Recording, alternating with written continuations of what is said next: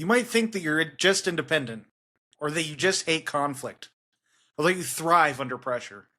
What if those traits are actually symptoms of a nervous system still stuck in survival mode? Today, we're going over trauma responses and the different impacts they can have on your nervous system and the way you show up in life. My name's Michael Perry. I'm joined today by Justin. This is the New Ashla Podcast.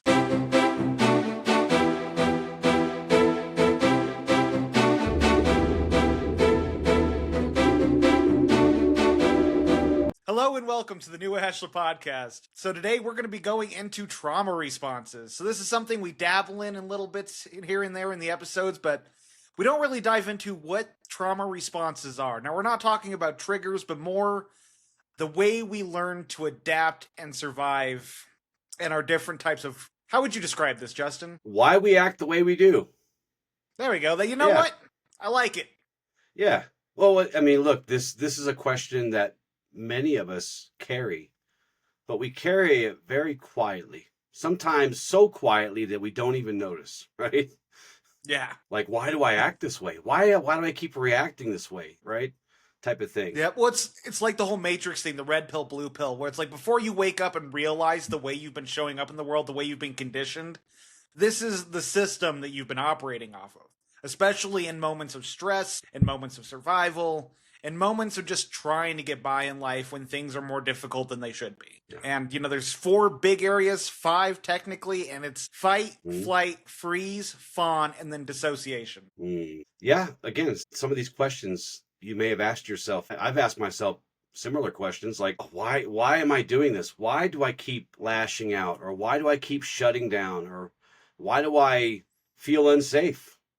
Why do I try to make peace at the cost of my own integrity or my own, authenticity? Yeah. So, these... I know for me, it's like what really hit home for me, especially like in that intro right there. I mean, man, I used to think I just didn't like conflict. I would go into flight mode. If I couldn't flight, I would freeze. Mm-hmm. And it's just like, I always told myself these stories, these things that allowed me to validate the way I would show up in these responses. Mm-hmm. And again, it was the stories I told myself. I just don't like conflict. I'm not going to fight you over this. And as much as that's not a bad approach for many things in life, there were important times where I should have fought. At least even now I'm learning stood up for yourself. Yeah. Yeah. And we tend to kind of fall into this once we, red pill it, as you said before. We start to look at these things and go, oh my God, I'm so weak. These are not signs of weaknesses. They're not flaws in your character. No. These are trauma responses. These are mechanisms that we use to adapt to what's happening around us. And that could be tons and tons of different things. And they're probably different for each of us. The things that finally break the back, as it will, Yeah. Well, often it's cultivated in childhood. Often when we're growing up, we learn how we need to show up to appease our parents, appease our teachers, or how to get what we want, depending on what side of the spectrum you fall into. And that becomes the groundwork for how we start showing up in life, because no one ever is like, hey, I think you're being passive right now. You should stand up for yourself. Or, hey, you're being way too vocal right now. Why don't you consider other people's feelings? At least we're in a place where you can hear that, right? Yeah. Because one of the big issues is when you're stuck in one of these responses and you're not self-aware, a lot of criticism or critiquing around this can feel like an attack. Yeah.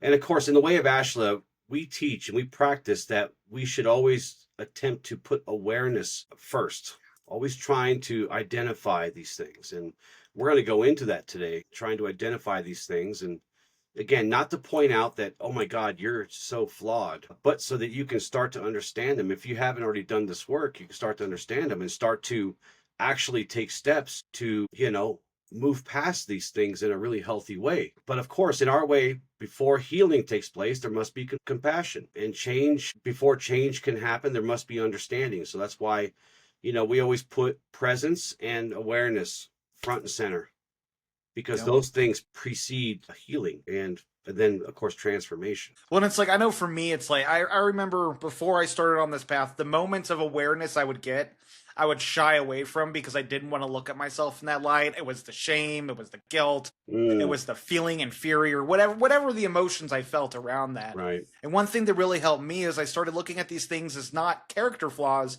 but just cogs in a machine that was the cog that I learned how to run the machine off of. Yeah. And that I had to learn how to start using different cogs. I had to start gaining that awareness because as we tell you how to work on this, we talk about practice in every episode. This is probably one of the hardest areas of cultivating practice because it's the moments where you do get triggered or you get into these survival responses where you got to do that deep work, where you got to Mhm. go against your very nature to start correcting these responses. And that can be so difficult because when you're think of a time you've been scared or pissed off. How hard was it for you to go back to center and be like, I'm overreacting right now. I can be present in this and I can Right. approach this with compassion or with self assertion.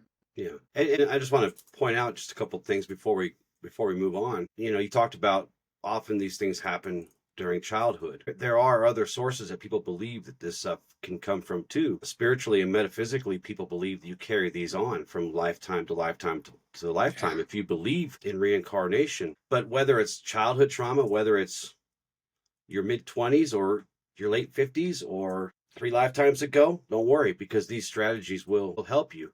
And this is where we start, right? We start not with shame or blame, as you said, because I'm sure we've all kind of felt that way as we started to wake up to the idea of these things, but with truth and compassion and courage to look at these patterns and that once protected us because they did. That was kind of our survival mechanism. These things protected us, and now we must ask: are they still protecting us in a good way? Are they still serving us now? Right. Yeah, that's the So key right there. right. So this is the first step toward that liberation. And it's not about fixing yourself, fix you. It's about you finally seeing yourself and then choosing the healing over the other 5 things that you can do. Right. When it's so easy to get lost in the translation. I know for me, when I first started this work, and I see this with so many people. People are stuck in the healing scene where they're feeling miserable, and it's because they gain the awareness without the action being Mm, incorporated. And that yeah, action is so terribly uncomfortable. right. And it's like, you can know your truth, but are you speaking your truth? And I heard that a long time ago, and that's something I always have to ask myself. And can you And live your sadly, truth? I catch, yeah, and do you live it? Because I mean, there's times I got to ask myself. To this day, I had an instance in the store where there was one of the workers. He had his cart sprawled out. He was working. I'm like, oh, we'll go around. We start walking around. It's like I need to just assert myself and say, hey, can you move your cart so I can get through here? Little Yeah. things like that, where it's like, you know what?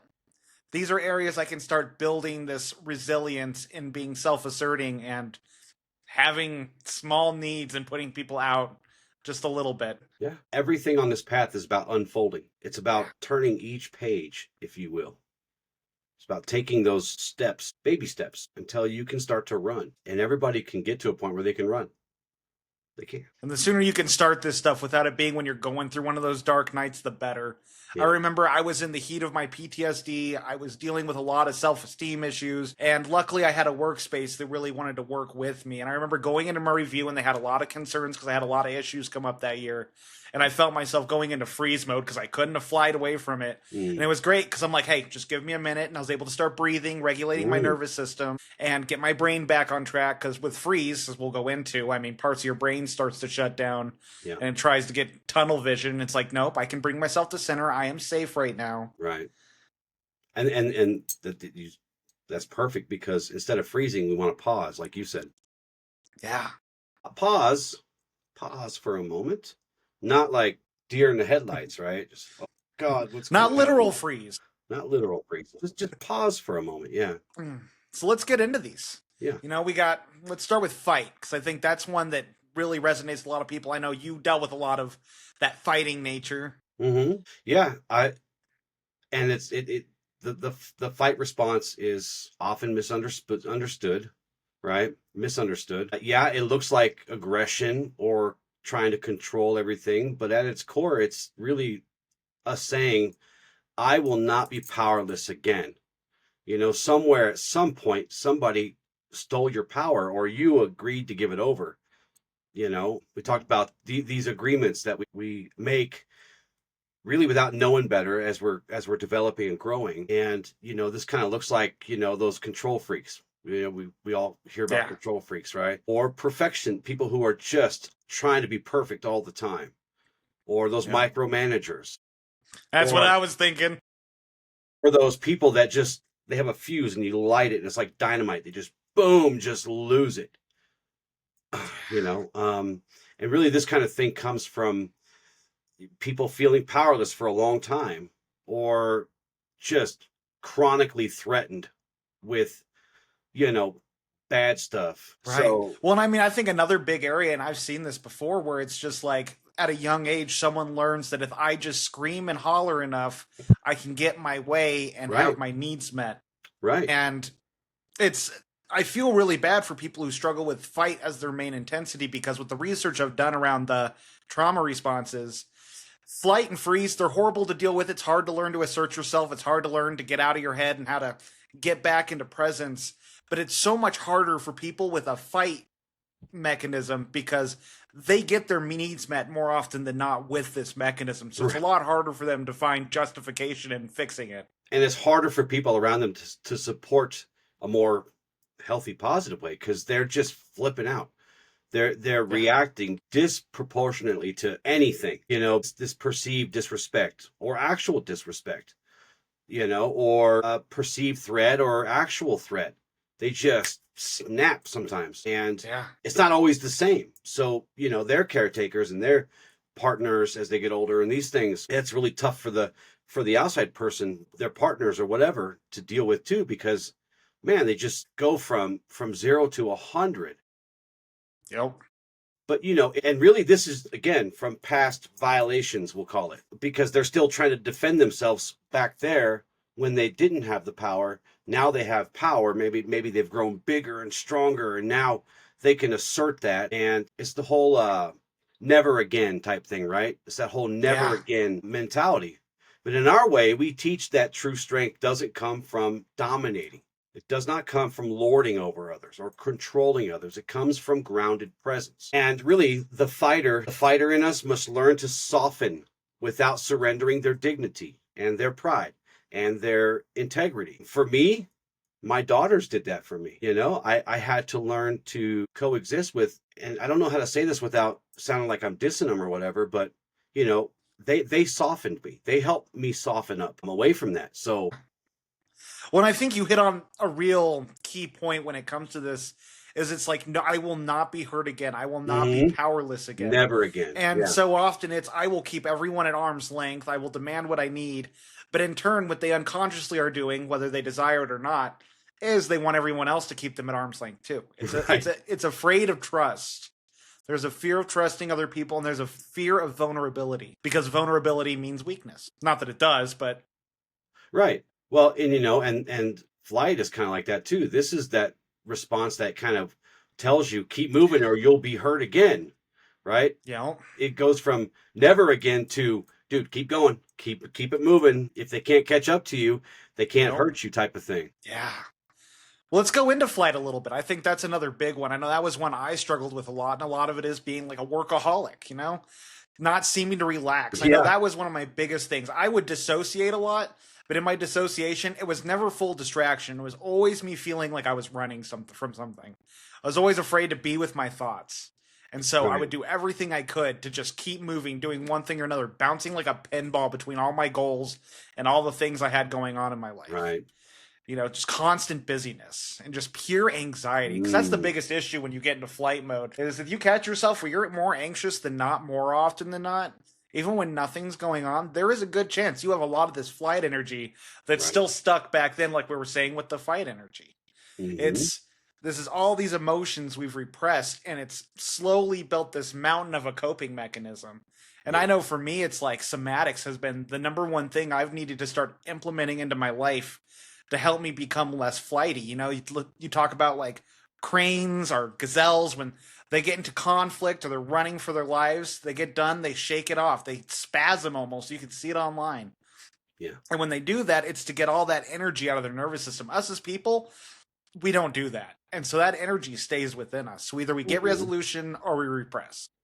And sadly, for those with flight, we don't stick around long enough to get resolution.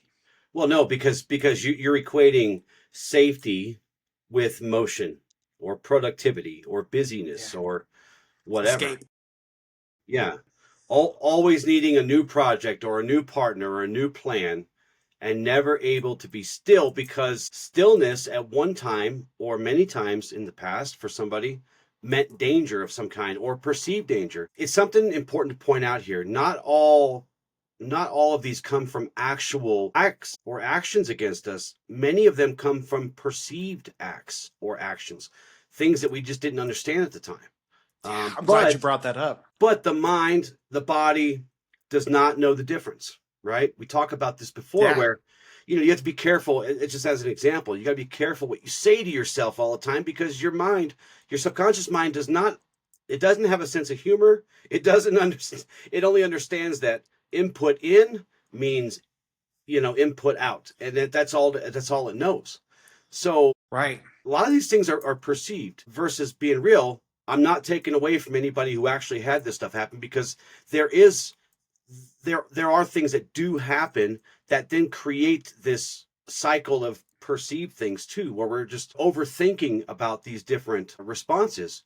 But again, in Ashla, where do we go for this one? We return to stillness, not to punish ourselves, not to prove a point, but in stillness is where we find power. Because the one who's always running learns that peace eventually isn't found by running away, it's found by staying, by being still and finding that stillness, here, even if just for a few moments. Yeah. Well, and kind of like you were saying about the body and the mind do not know the difference. I love Joe Dispenza's work. He was one of the Mhm. first spiritual leaders that really got me to contemplate how trauma stores in our body. And Yeah. he talks about our bodies, our minds do not have a concept of time. And if something happens to us that's repressed in us and it gets activated again, kind of like we were talking about earlier about how the flight is from an earlier epidemic, the fighting is from Hmm. something that happened earlier to us, our bodies and minds don't know the difference. The minute we feel our nervous systems kick online is the Hmm. minute we are regressed to that period of time where we felt helpless and we needed to Right. do something about it. And so that'll automatically put us into these cycles. And that's actually the root mechanism of all these trauma responses is there's a period of time where we had a horrible situation, usually helpless, whether Mm. we were young or a relationship or whatever in life. Yeah. We didn't get to cope with it well, and so we started cultivating these mechanisms to survive if something like that happens again. And the issue is other things can trigger us, cause that reaction, and we build upon this mountain of things that activate this response. And soon you're fighting over everything. You're running from any conversation. Right. Or yeah, you're trying to get out of there, man, as fast as you can. You're looking Yep. for an out. So sometimes you'll just agree with dumb things just to move it along. Yeah. And another And key thing to note why we go. Oh, go ahead. well, I was just gonna say, and for folks who tend to fly, 30 minutes can feel like 13. Well, one of the key things to think about as we go through these, you don't have to just identify with one of these. These are just the types of strategies that are inherent within us Right. that we cultivate over time. But we could easily have one, two, three, Oh, four, five, all of these. I've gone through one, two, three. I've gone through at least three of them that I'm aware of. So yeah, 100%, dude. Yeah. Yeah. And I know, like I was saying earlier, I kind of have a staging for flight and freeze. Flight is my first reaction. If I can't run, then I go into freeze mode. Right. And then, Playing possum as they call it, right? you know, so let's jump into freeze. That's your emergency brake, man. That's just Yeah. Well said. you know what I mean? It's just like grabbing that brake and just pulling it back as hard as you can. And this really comes when you're in a situation where nothing feels safe. Not the fighting, not the flying or the pleasing or the whatever. And you just it's like they say if you stand really still when a T-Rex is around, they won't see you. You're Yeah. trying to turn invisible, right? If I don't move, they won't see me anymore, right? Yeah. And this looks like procrastination and never being able to make a decision or spacing out all the time. Emotional numbness, you get Numbness, to that yeah. point where your system just shuts down. Like I was describing with my workplace when I was going through my review, I felt these centers of my brain shutting off, my critical Mm. thinking, my ability to articulate and have meaningful conversation. It's like regroup, reground. All right, you're in a Well, how safe did they come place. at you? So this was during a lot of the traumatic events I was going through, and I had a lot of errors that year. So I knew it was not going to Mm. be a good review. But they were bringing it up. They were wanting to take away a lot of my responsibilities, and it was all these Mm. things. And in the end, it was like I felt attacked, but luckily I knew this was coming from a place of these people cared about me. Yeah, They because they wanted me to didn't fire succeed you, in the right? I workplace. mean, you have a Yeah, good no, job. They didn't fire you. They could have just, exactly. yeah. So we were able to, once I was able to ground myself, we were able to discuss like what areas can I focus on, what Mm, responsibilities could I pass on to other people, and it was a humbling experience because no one likes to mm. be told you're not doing a good No, job. nobody does. Yeah, yeah, But getting to that grounded space, and the best part was I could take that moment. I was able to tell them straight up, just like, hey, I'm soaking this all in real quick. Just give me like a few minutes to just sort of ground my thoughts. if you Started see my eyes breathing. like twitching and stuff, just bear with me. Yeah, just bear with me. And luckily, I mean, again, I was going through hell. This was Yeah, after the death of my significant other, and then yeah, going through that trauma bond, and just my life was in shambles at this point in time. right. And it's like I was doing everything I could just to show up to work every day. So Was there something they could have said, or was there something that they could have done differently to keep you from triggering into that, or was it just completely you? no, I think it was completely me. I mean, it's hard to approach these kind of difficult conversations. Yeah, They were very direct, which might have been avoidable, but even then, yeah, I yeah. had talked about a lot of the work I was doing already, so they knew I was like my work knew my focus was on healing and psychology. Gotcha. Like my work knew I was dedicated towards this outside of work and that I'm learning coping skills. Luckily, my boss was able to bounce back a lot of the things I was learning about myself up until this point. Yeah, And so like they saw the growth I was going through even if they saw me burning in hell. right. And for the frozen, for freezing, our teachings, we come at it with the frozen must be treated with patience, because even a frozen river will start to flow eventually, even Yeah. if it takes one day at a time, where the sun gets warmer and warmer and warmer eventually. If you're dealing with this, we say, one breath at a time. Just take it one breath at a time. Yeah. When to your point, I mean asking for those few minutes just to gather myself Mm-hmm.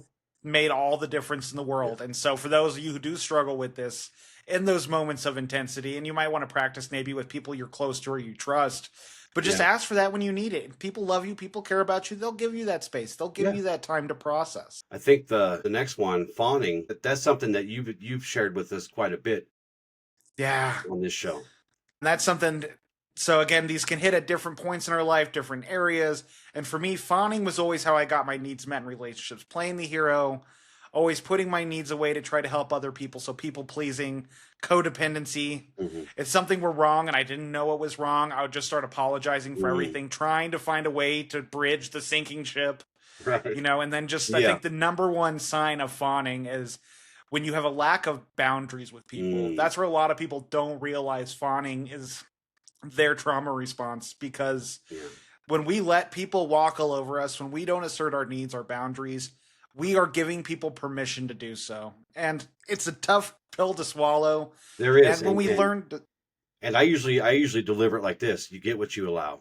You get what you allow. And I know that sounds really horrible to say, but it's true. yeah. I mean, there's this concept in psychology where it's like when it comes to raising children, children will constantly try to push against those boundaries to figure out where their authority lies, where they have their autonomy. And if you can't hold firm boundaries, those kids will start pushing past that line every Yes. time. And the minute you buckle, they got that much more leeway. And that's how it is in adult relationships too. Mm. And people don't like when you start setting boundaries, but Your spirit sister could spend hours of telling you about that I with our believe own that kids. though. With our own kids, yeah. And she waited until they were much older, some of them in their 20s, before she finally started setting those boundaries. Hey, I'm your mom. You don't talk to me this way. And it was a barnstorm, dude. It was, I You mean, a know, tornado through an Oklahoma trailer park, dude. yeah, people don't like when you They do start not like that, changing up how especially they. when especially kind of, flicking your forehead for Yeah, they got 15, comfortable 20 with it. years. Yeah, You know. yeah, yeah. And those of you who are parents who are listening, if that's how it is with your kids, do not judge yourself. That does No, not mean you're a bad no, parent. no, it does Like not. I'm It, taking childhood psychology right now, and there's 4 types of parenting, and this is what's known as permissive parenting.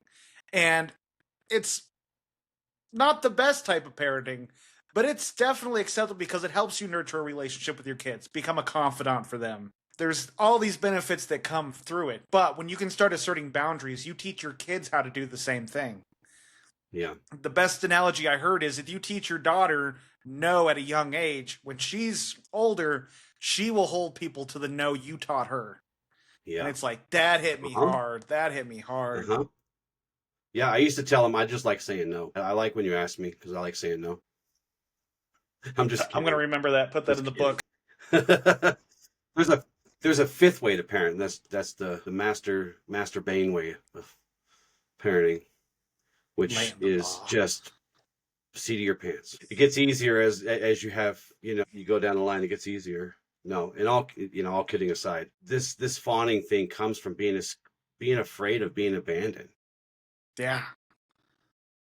afraid of fighting, or Rejection. rejection. You're always saying yes, even when it means betraying yourself and betraying your authenticity. And of course, in Ashla, we teach that there is a very, very, very big sacredness of self. Your authentic self is the most sacred thing in this work and this path. And really, if if you're fawning, you have to start learning to reclaim your sovereignty, your free will. We just talked about. We just did a show on free will that will hit.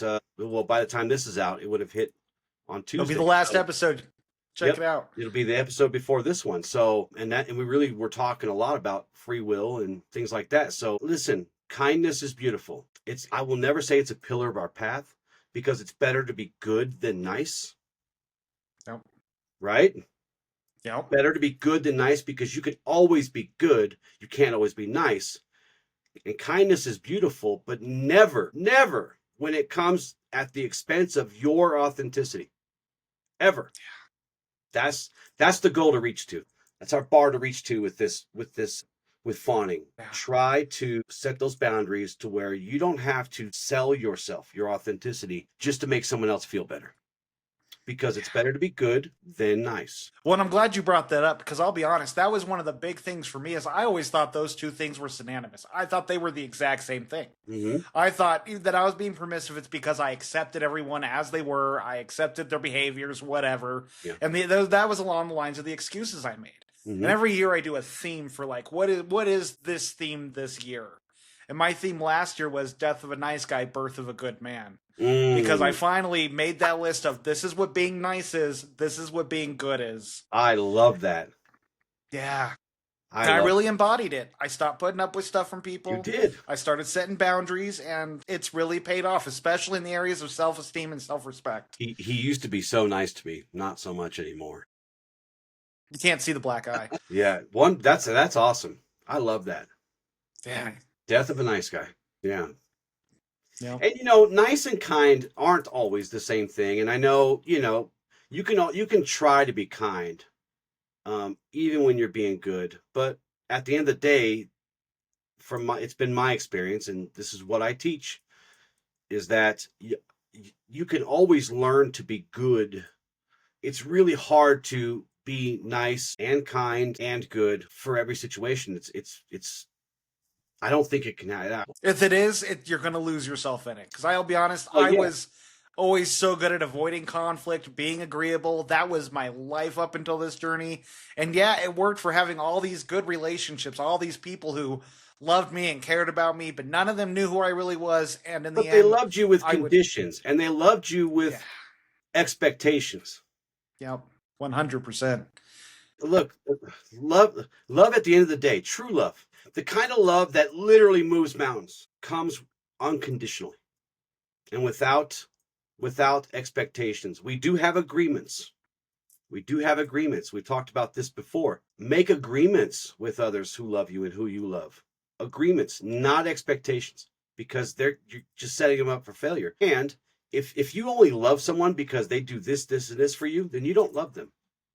You don't. Because if you can't love them unconditionally, then you don't trust them either. And without trust, there is no love. Well, and it's like one of the things I know I was talking about it earlier is it's like as you learn to start setting boundaries with people, you will realize who your true friends are and who those are who care about you. Because you're going to meet resistance from almost everyone in your life that you start putting boundaries with. Yeah. But those who care about you will learn to adapt. And mind you, learn to adapt. But they will because they love you and they care about you. Well, and yes, and they'll have their own boundaries too, right?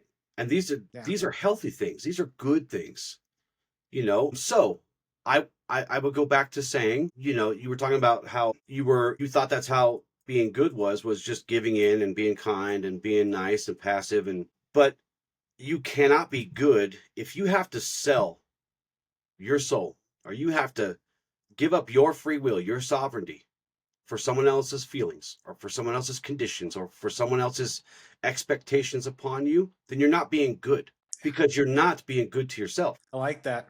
So it's a really rough thing to do. I think a lot of people just roll over for people because they just don't want to, you know, Ruffle the feathers. deal with it, because it's hard. Having a healthy relationship with people is hard. And I won't say it's hard like it's a chore, but it comes with its opportunities, because, you know, we wake up different people sometimes every day, and things happen to us. You know, our parents die, or we get fired, or, you know, whatever. And that makes us a Yeah. different person for a little bit, until we go through that grief process and get over it, or at least get past it. You know, you don't ever get over it for some things, but, you know, until you get past it, you're going to be a little different. So that's why these healthy, unconditionally loved relationships, they're hard, and it's just part of it. It's part of it. So one thing I want to bring up around fawning, and I'm seeing this become a big thing in the spiritual community, is guys who are nice guys, they go through life being nice and they hit this snapping point where, you know, they get requested enough that they break, and then they start asserting themselves, and that's when the nice guy really starts getting into his masculine energy. And Right. I truly believe this is a falsity. This is something that I think is really toxic being passed around, because that's snapping. You look at all these angry, bitter older people, a lot of them were nice guys and they hit that snapping point and then they just didn't give a crap about anybody. Mm-hmm. Don't let yourself get to that point. Start cultivating these skills now, because if you get to the point where you don't care about anybody, you're going to be bitter and resentful towards everyone. Yeah. And that's one thing that's been really concerning, is I'm seeing this gain a lot of traction out there, and Yeah. it's not healthy waiting for someone to break. Yeah. And before we move on, I was going to do this at the beginning. I forgot to. If you're becoming overwhelmed with the things that we're talking about today, do not hesitate to go and talk to somebody, even a professional. I'm not a professional therapist. I'm not, you know, and so I want you to understand that it's okay, perfectly okay, to seek help with these things. Um, that's why It's these people. encouraged. That's why these people exist. So they are one part of the healing machine, right? Don't be afraid to talk to people about these things. And if you are talking to somebody already, again, anything that we suggest, or any exercises, or anything we offer you today, make sure you clear it with your helpers before you just drop your therapy and do it, right? Because this is some heavy stuff. We've talked about lots of shadow work, and this is confronting Right these aligned with things. that. You know, yeah, confronting these things are really heavy. No, I'm glad you brought that up. We need to start just incorporating that at the beginning of every episode, because I think it's just so profound. Because we have these insights, we have this experience, and we want to Mm-hmm. share it. Yeah. But it truly, this is not easy work. This is very humbling work. Yeah. And to start making these changes in life, it can be distressing, to say the least. Well, and we don't know, we don't know how people are showing up. You Yeah. know, they view us via the magic box, and we can't meet everyone where they are. So, you know, and there's lots of ways to heal. There are. And sometimes we need help, but I just want to encourage you to not feel bad about it. Not feel like there's some taboo around talking to a therapist, or talking to a doctor, or talking to a coach, or talking to a spiritual advisor, whatever. You know, of course, I always come from the idea that the more holistic, the better. So what about those people who just unplug from the matrix? They just, you know what? The hell with all of you. I'm out of here. And that's not really flying. They're just unplugging their cord, man. They're just out of here.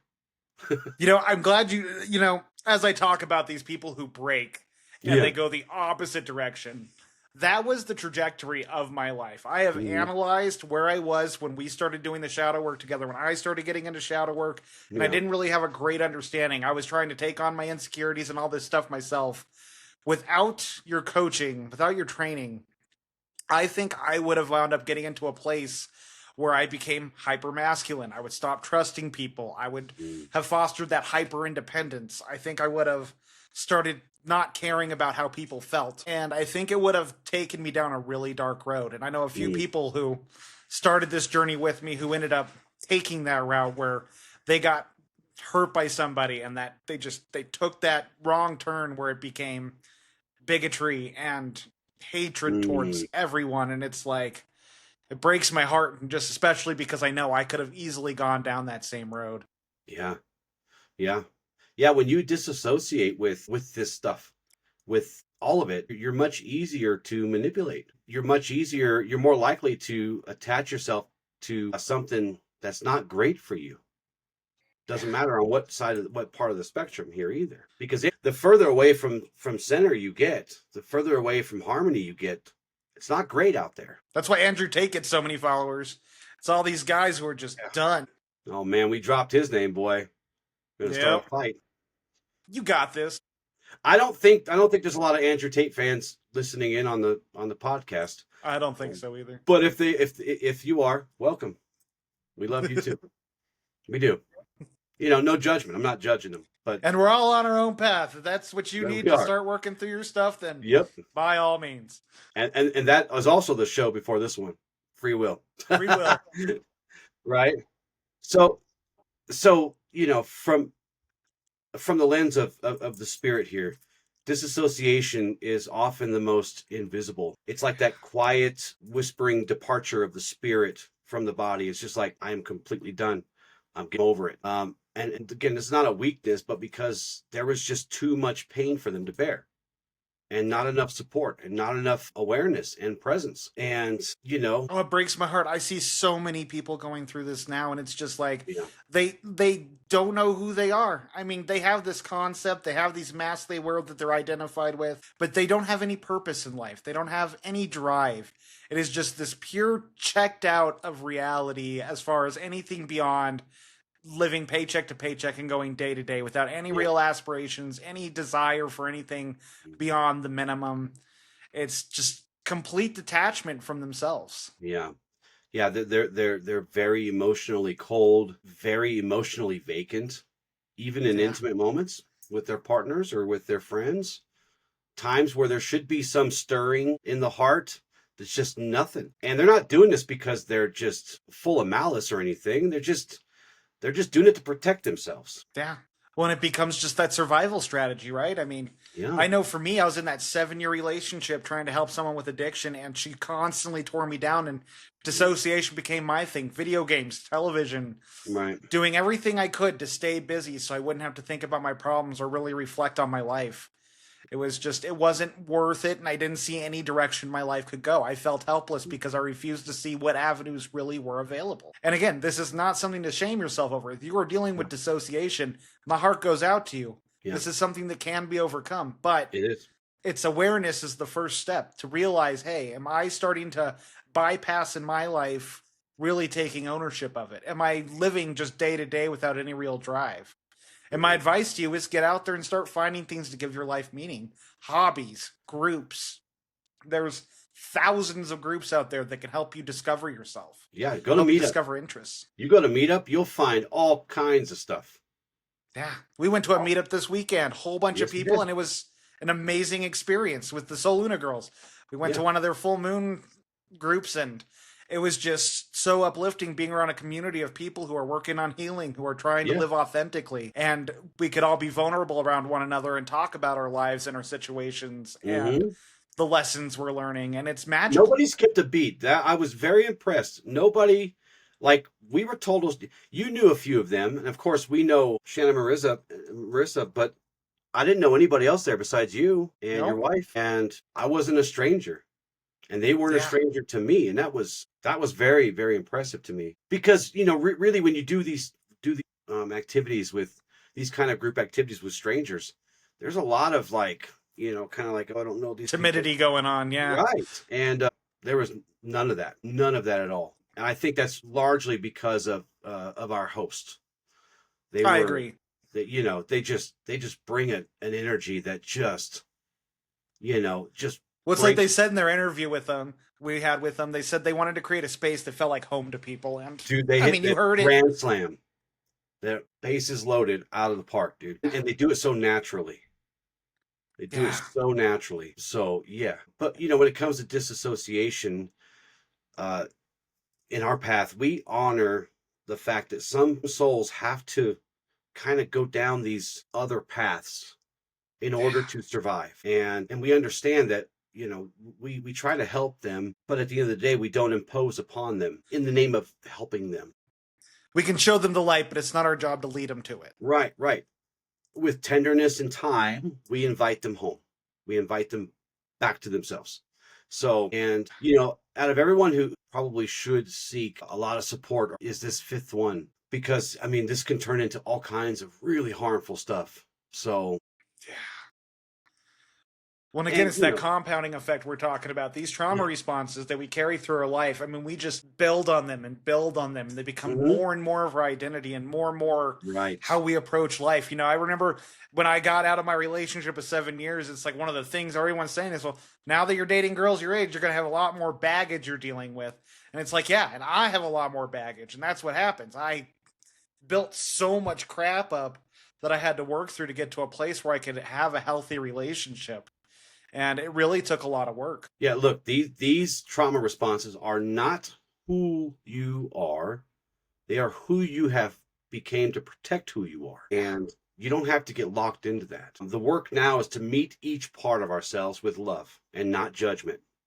We don't do the whole judgment thing around here, especially to ourselves, because we're supposed to be the ultimate safe space for ourselves.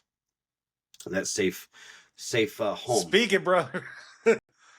And once you start to become aware of this stuff, to witness these patterns, not with shame, not with guilt, not with judgment, and Judgment. Yeah. and to begin that slow return back to authenticity.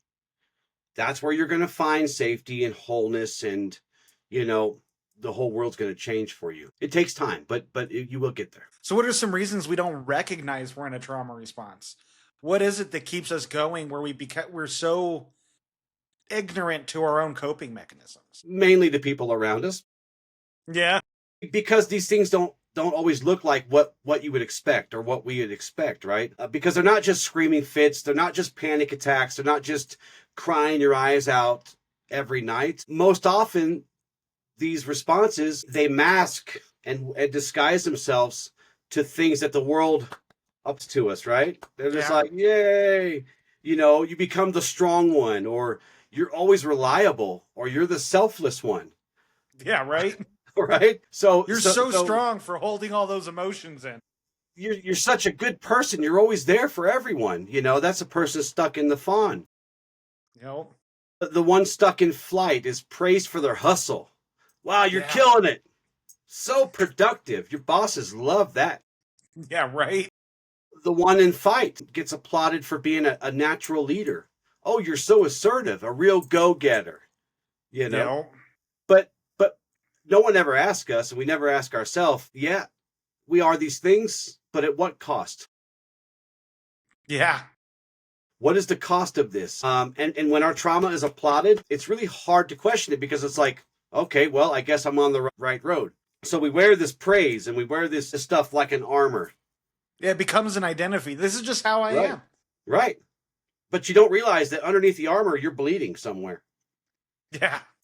because the armor is whole. It's complete. There's no holes, but you're bleeding under there if these are trauma responses. Now, I'll say that you can be killing it and you can be productive without dealing with trauma. This isn't a either or thing, but you really should introspect. We do this introspection all the time Yeah.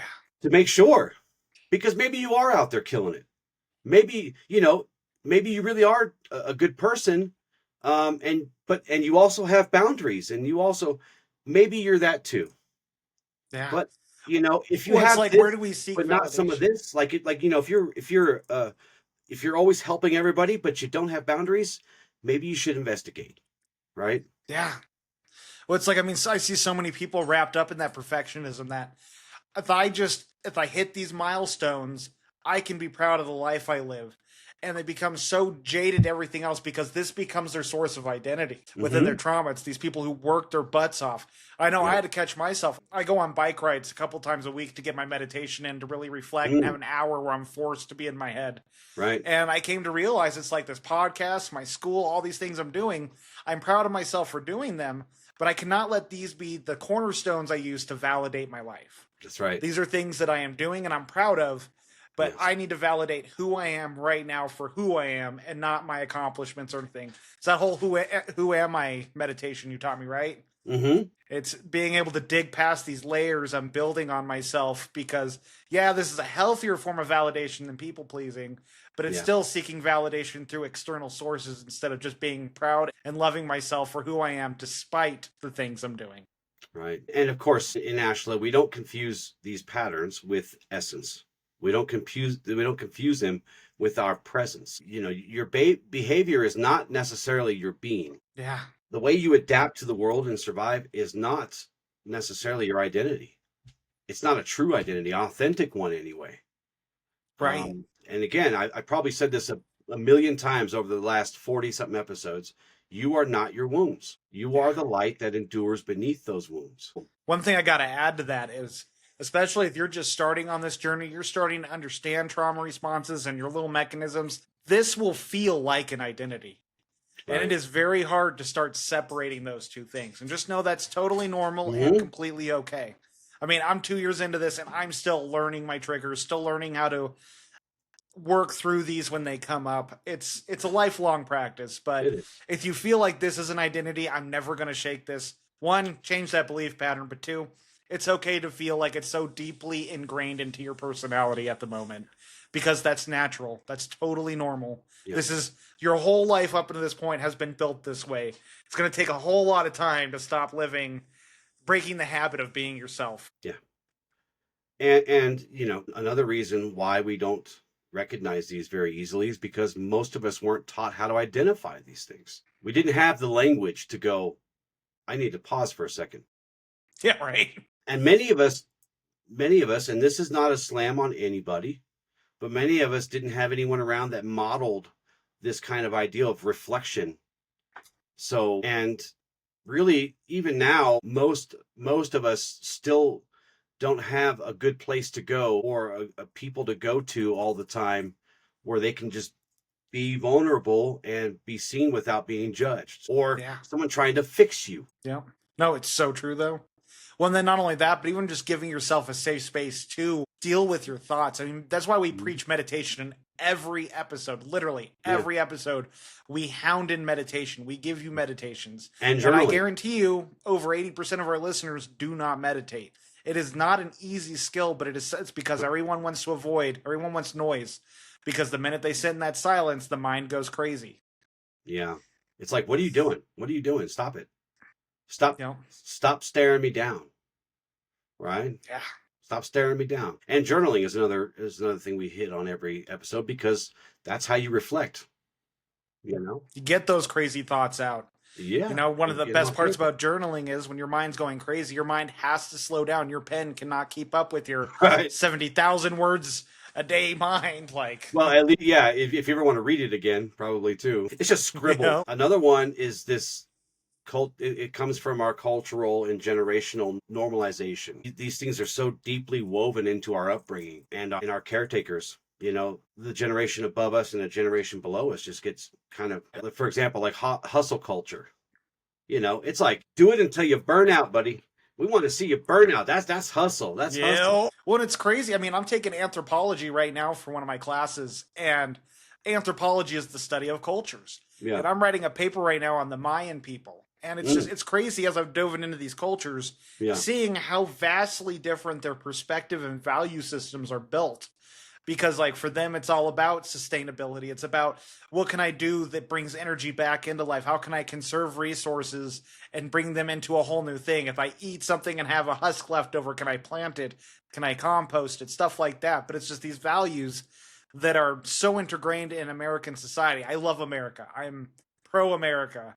But America is also very heavily based on how much can I build, how much can I hustle, and how much of myself can I sacrifice to live a life of meaning. Everything And that's comes at a dangerous. price. Everything comes at a price. The bill comes due eventually, right?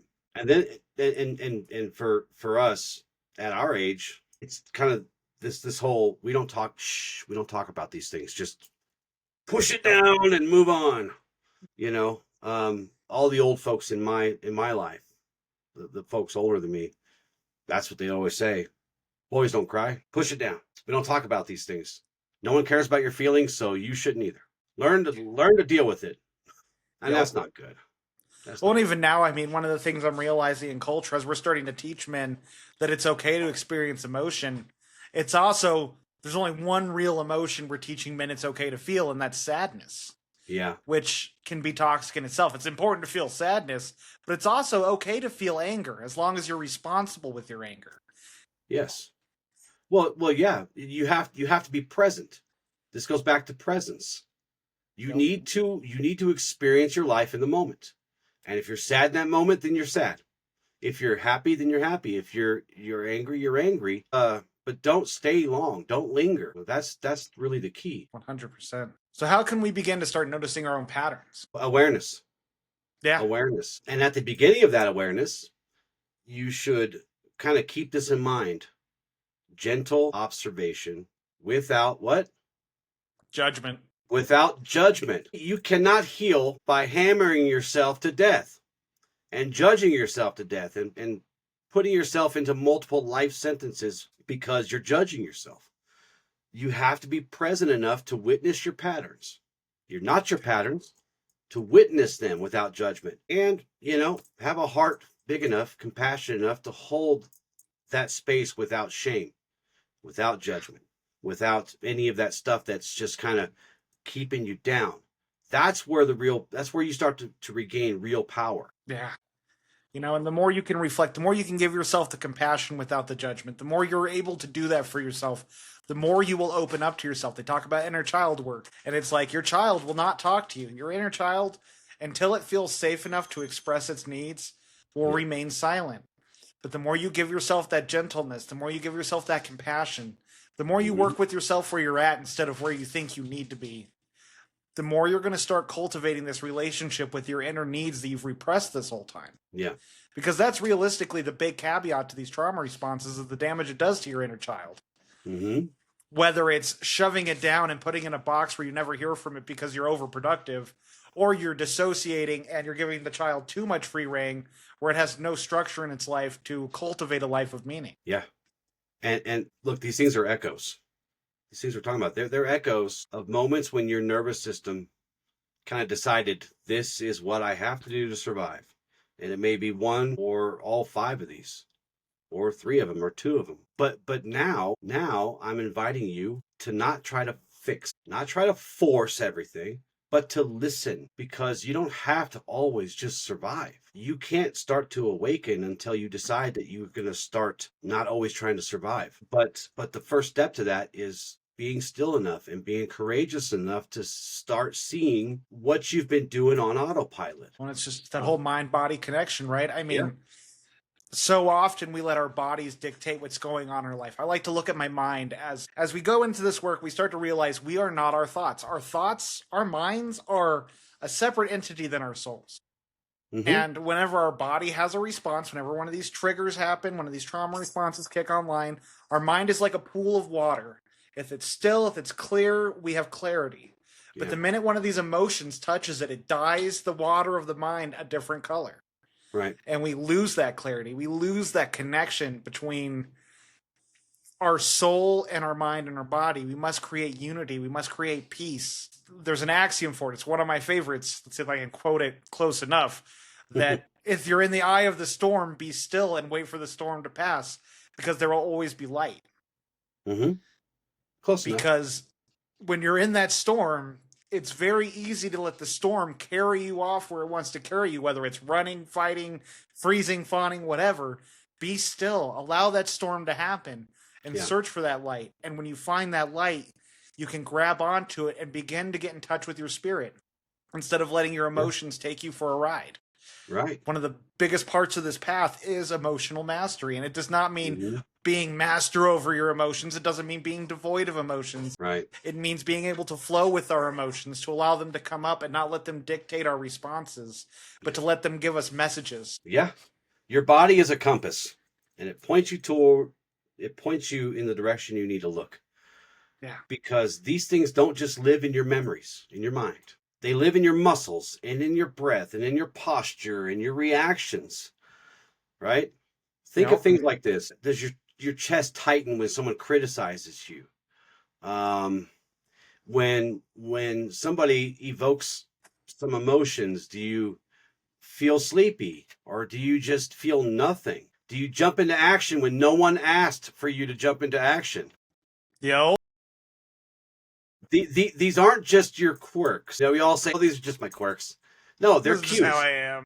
They're messengers. They're cues to what's happening potentially. And once you start to notice them one by one, you start to reclaim this space between the trigger and the response, and you start to have the power of choice, and you reclaim your presence, and you're in the moment. Once you start seeing these, and you said earlier that you know little by little I'm getting through them, and I'll be a lifetime. It will, because they're the world always finds new ways to poke at us, don't Yeah. it?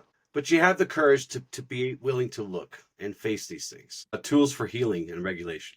So some of the things we can do to start working through this when we start feeling these triggers is one like I was talking about earlier. Pause, breathe. Mm. Allow yourself to calm your nervous system. Again, your mind's picking up on that energy, your mind is then focusing on it. Get into your body, allow yourself to bring that heart rate down.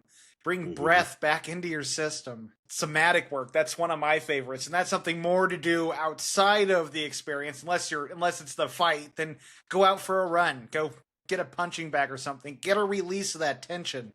You can find somatic resources on YouTube. There's so many different things. Mhm. I've seen a lot of these screaming workshops, Yeah, and they have intrigued the hell out of me.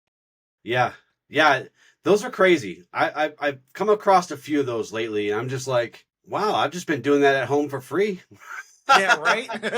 Especially you considering know, what those places charge. I do that in I sometimes I do that in traffic. I just do it for free. Yep. Yeah. Um, go outside, touch stones, trees, feel, if it's safe to do so, walk barefoot for a minute in the grass. Touch the Let the grass, as ions of they the say. earth go through you, ground you. Yeah, breathe into your belly. Man, that's a good one. Long, slow exhales and breathe into your belly and then into your chest and hold it for a minute and reset that nerve. Yeah. Yeah. I've talked about the exercise before where it's like do the whole what are 5 things I can see? What are Mm-hmm. 4 things I can hear? What are 3 things I can smell? 2 things I can taste? And what can I feel? I think I mixed those up, but you get the idea.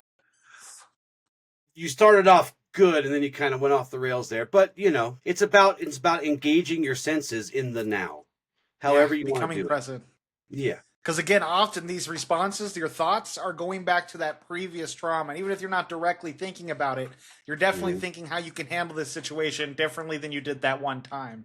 So Mm-hmm. allow yourself to become present. Assure yourself this isn't the same moment that you went through. Right. That's one of the things I found the most powerful is standing up for myself wasn't safe when I was a kid. I had moments where it really backfired in my face. And Mm. now I can just tell myself it's safe to express myself. It's safe to stand up for myself and not have consequences like I did as a kid because that's what happens. I get into that I'm a kid, I'm helpless, I can't stand up to the parents, I can't stand up to the teachers. Right. Yeah. No. Um, and you said before the whole inner child. We hear a lot now. I see it in these videos a lot now that you let yourself become the person that you needed as a child, Yeah. right?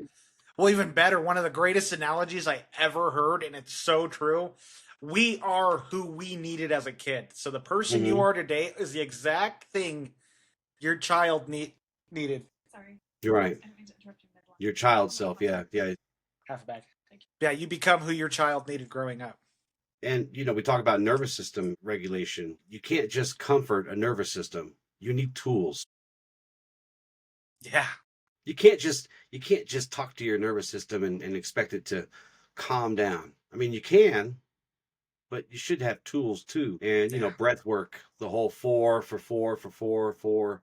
That's that's what we use it's what we call a calming breath. I know there's some that Yeah. do other numbers, but we were talking about cold water. We were talking about Saluna a minute ago, Yeah. and Cold water exposure. My the God. cold water thing.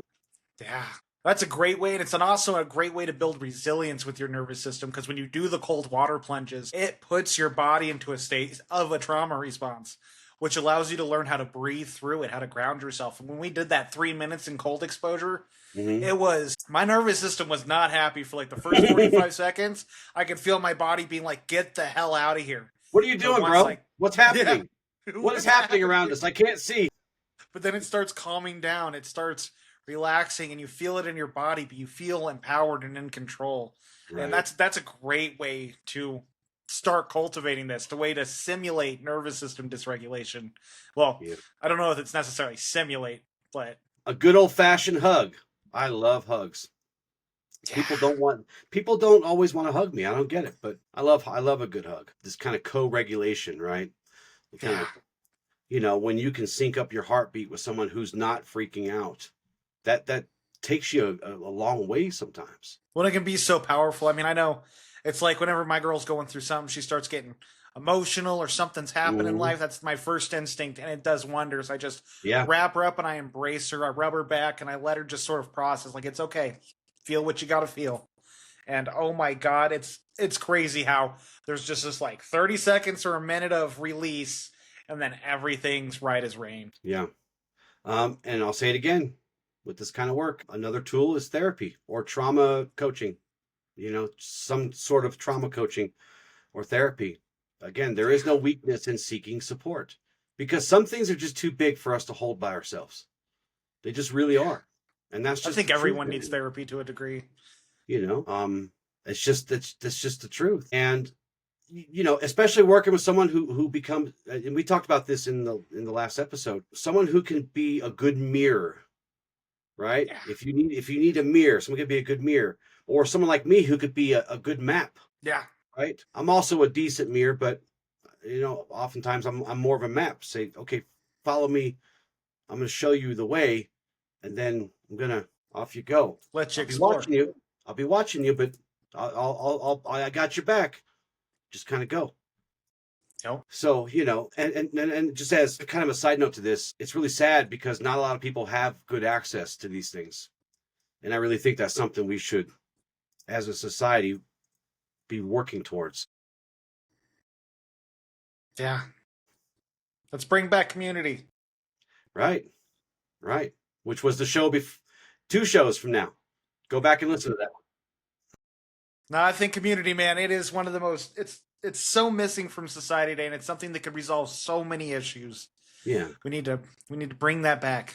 But the thing about therapy or this type of coaching, or counseling, a lot of people don't have access. But when people do have access, or in order to get access, it has to be like the last resort, and that's not a good way to look at it. You know, you can think of it as an investment in Yeah. your growth. You know, you don't have to be messed up to need therapy. Is what I'm trying to say. Yeah. Well, kind of like we talked about with these trauma responses, often we don't realize we're messed up till we're finally far enough back to be like, wow, I was wearing a lot of masks to get through life. Hmm. Still am. Yeah, we do. We And just do. again, these responses helped you survive. They don't have to Hmm. run your life anymore. You can Right. bring yourself to a place of authenticity bit by bit. It's a slow and gentle practice, but the more you do it, the more you get in touch with your true nature, the easier the work becomes. It's not becoming someone new. It's going back to who you were before you learned these things. It's remembering. Right. It's remembering. It's always about remembering. That's why we teach the way we do. I'm helping you remember. I'm trying to. Sometimes I gotta, apply the good old law of confusion so that you Yep. remember. So you seek and remember. But it's about remembering.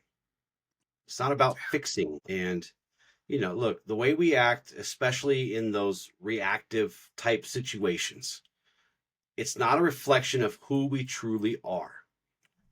All right. It's a reflection of where we've been wounded or where we've adapted or where we've learned to survive. But survival is not the end of this path or any path that you're walking. Survival is not the end of it. Not forever anyway. At some points we have to kind of survive. Sometimes literally if we're stuck in a situation where we physically have to survive, but it's not the end of our work. Yeah. Healing is, wholeness is, finding the freedom of authenticity. That's where we move to. So again, these aren't flaws. These again, they're just echoes of another part of ourself or another self, usually from the past, doing everything they can to feel safe and feel love and feel seen and feel heard. But once we start to do this work, once we start to become aware, we get to choose a different way. And it's not because we were wrong before, right? Yeah. Let's get that out of our way because we're not judging, but because now we're ready. We're ready to just, okay, I'm ready to get out of this. I'm ready to become conscious and I'm ready to interrupt and put to bed those old patterns. And I'm ready to respond with presence. And I'm ready to walk in that light of authenticity of who we really are. So you're not broken, you are becoming. This awareness helps us step into that becoming. And every breath of awareness, every single breath, breath by breath, is an act of reclamation. You're starting to reclaim who you really are. You're starting to remember. And if something stirred in you today, I invite you to take one small step. You notice, you pause, you breathe, and then you choose. And that's really our path. Everything we do is about stopping, becoming aware, breathing through the tough stuff, and then making a choice. Yeah. No, beautifully said. So you have an affirmative prayer for us today, if I'm not mistaken? Of course I do. This isn't really like your typical spiritual heavy episode, which is I love these. I love these episodes too because we get to find where the spirit is, right? Yeah. So I do have an affirmative prayer for us that kind of helps us with this from a spiritual perspective.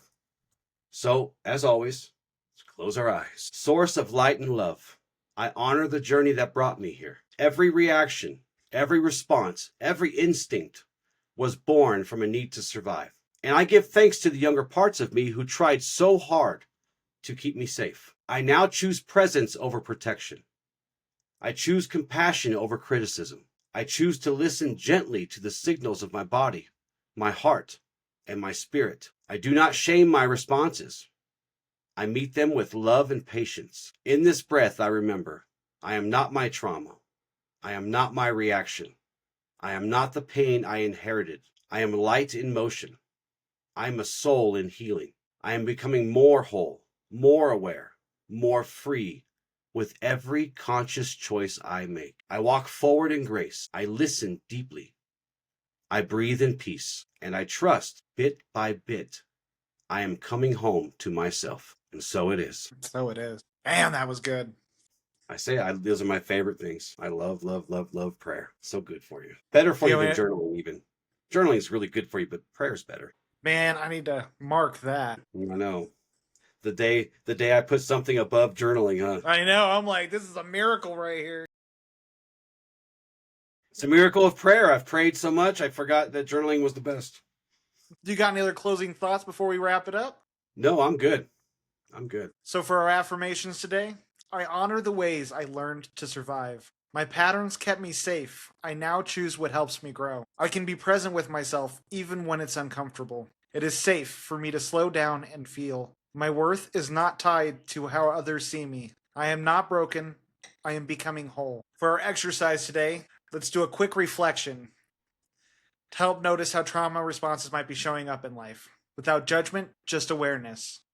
First, think of a recent moment where you felt overwhelmed, anxious, shut down, angry, or like you had to please someone. Ask yourself, what did I do in that moment? Was I trying to avoid something? Control something? Keep the peace? Now pause and check in with your body. When you think about that moment, what do you feel physically? Is your chest tight? Is your jaw clenched? Do you feel numb or restless? Now gently say to yourself, this is how I learned to stay safe. I don't need to shame it. You've been surviving. That's not weakness, that's intelligence. Now ask yourself, What's one small thing I could do differently next time? Maybe it's pausing before reacting, taking a breath, or just saying how you truly feel. This is how healing starts. Not with big breakthroughs, but with noticing every time you pause. You give your nervous system more choice. You give yourself more choice. For our journaling prompt today, think about a recurring challenge or emotional reaction you experience. Describe the situation and how you typically respond. Then explore it. What trauma response might be showing up here? How has this response helped you survive? And what's one small way you could begin to respond differently that would feel safer or more freeing? Take some time, reflect on this. The more you spend time with these responses and understanding why it is you do what you do, the more you can cultivate a stronger understanding of yourself and you can start showing up more effectively for yourself in those moments. Thank you for making it this far with us today. It's always a pleasure having you on with us. Love and gratitude. Ad Lucem. Ad Lucian.